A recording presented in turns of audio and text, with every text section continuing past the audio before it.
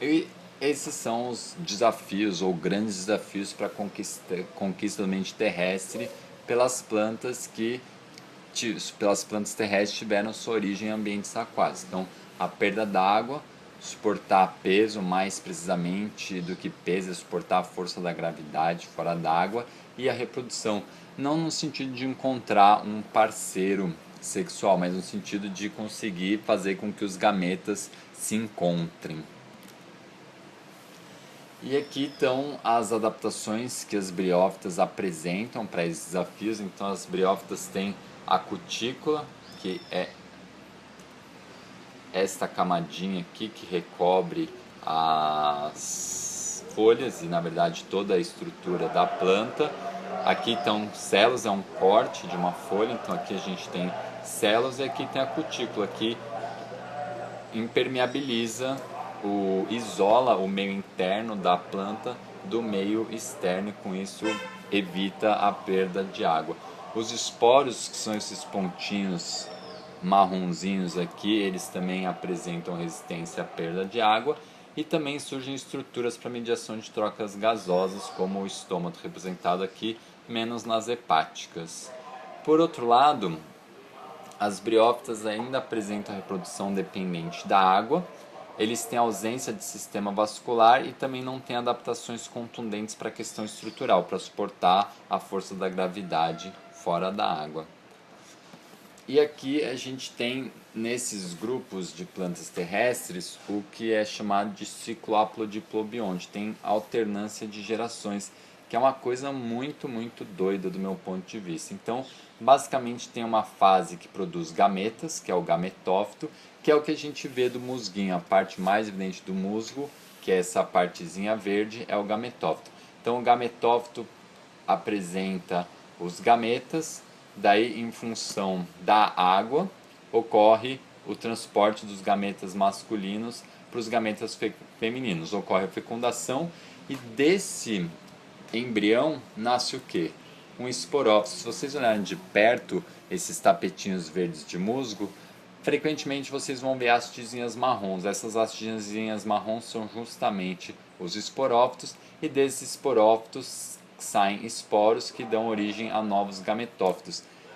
Esse ciclo, do meu ponto de vista, é tão bizarro porque essas diferentes gerações têm fisiologias diferentes, têm tempos de vida diferentes, têm morfologias diferentes, têm todos distintos, que eu faço uma analogia bem bizarra do tipo, imagina que o gametófito é um cachorro.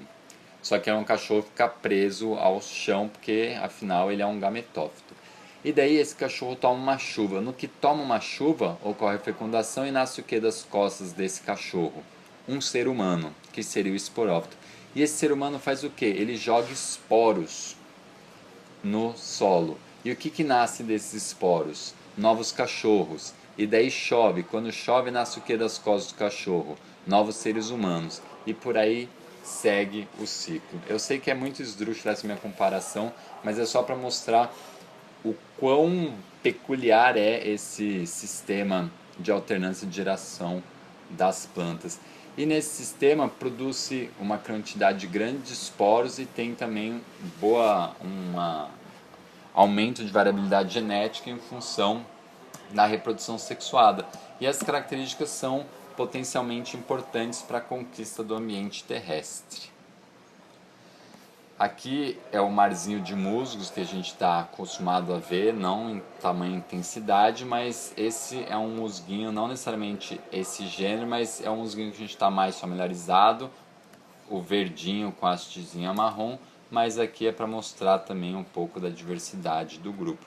Além dos musgos, tem as hepáticas, aqui o gametófito das hepáticas, e os antóceros, a parte plana aqui embaixo é o gametófito, e essas hastes são os esporófitos. Isso é uma piada que não tem graça. E a consequência para as adaptações que esses grupos têm é que eles são pequenos e vivem, via de regra, junto a corpos d'água, áreas úmidas. Como quando essas plantas começaram a conquistar o ambiente terrestre, não havia árvores ainda, então eles estavam literalmente restritos às regiões próximas aos corpos d'água, porque hoje em dia as florestas, com as suas copas, geram áreas bastante úmidas sob essas copas que propiciam a existência dessas briófitas. Bom, isso daqui, se você tivesse uma casa lá no Ordoviciano Superior e sua casa tivesse uma varanda voltada para algum corpo d'água, era esse cenário que você ia ver. Próximo aos corpos d'água, você ia ver as briófitas pequenininhas e bem próximos aos corpos d'água. Pode ver aqui que um pouco mais afastado já o sedimento, o solo, ele não apresenta nenhuma planta, cobertura vegetal. Bom, falamos então rapidamente das primeiras embriófitas e agora a gente entra no grupo das plantas vasculares, as traqueófitas. Sempre que tiver um símbolo como esse aqui, uma adaga, uma cruz, a gente está falando de grupos que são completamente extintos, não tem nenhum parente próximo na atualidade.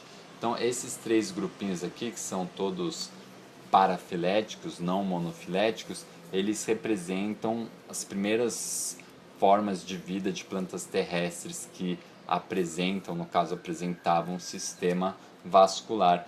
E a morfologia desses grupos era bastante... voltando um pouquinho. Bastante simples, por assim dizer. Então eram plantas herbáceas que tinham eixos ou talos que se dividiam, de forma dicotômica, e na ponta tinha os esporângios, que são as estruturas que carregam os esporos. Aqui estão as traqueófitas que não apresentam sementes atuais, as pteridófitas. No Brasil nós temos samambaias helicópteras e samambaia, de longe o mais popular entre esses dois grupos.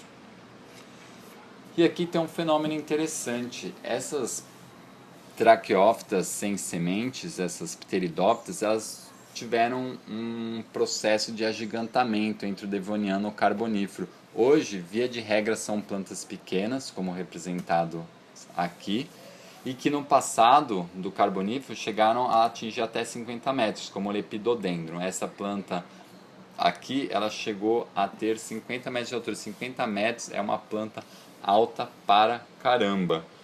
E particularmente as licófitas, são as principais constituintes das jazidas de carvão mineral do Paleozoico. Atualmente, de novo, a maioria é herbácea, mas particularmente no Carbonífero eram árvores de grande porte que viviam em áreas úmidas, pantanosas, e à medida que elas iam morrendo, elas acabaram se preservando, e esse material preservado fossilizou e se transformou no carvão, que é amplamente explorado na atualidade. Dentro dessa ideia de falar um pouco das mulheres da paleontologia, na verdade essa é a primeira aula que eu falo, que eu uso essa abordagem, então é bom explicar um pouco. O mundo, ele é machista, isso é um grave problema, e para tentar contribuir um pouco com transformar o mundo um pouco menos machista, eu vou sempre homenagear uma paleontóloga de destaque em um assunto da aula que está sendo tratado. Então, eu vou falar hoje da Mary Stopes, porque ela estudou muito esses carvões do Carbonífero, das licófitas. Também estudou angiospermas. E ela se formou em apenas 2 anos na graduação, se tornou doutora em 1904. Saca só, ela era a única estudante entre 5.000 homens, e para uma mulher ter o destaque que ela teve, significa que ela tinha que ser infinitas vezes melhor do que qualquer homem, porque senão eles iam privilegiar um homem. Mas ela era tão competente que ela foi agraciada pela Sociedade Real Britânica, que era formada só por homens, a receber uma verba para fazer uma pesquisa no Japão. E ela era tão competente que em 1910, no Canadá, eles estavam com uma discussão sobre a idade de um extrato de uma rocha. E eles chamaram nada mais, nada menos do que ela para resolver essa questão. Ela foi lá e para definir a idade do extrato. Bom, se vocês querem saber mais sobre a vida dela, aqui no Wikipedia tem informações sobre elas, e aqui embaixo no hashtag As Minas da Paleo tem uma lista grande de mulheres proeminentes dentro da paleontologia.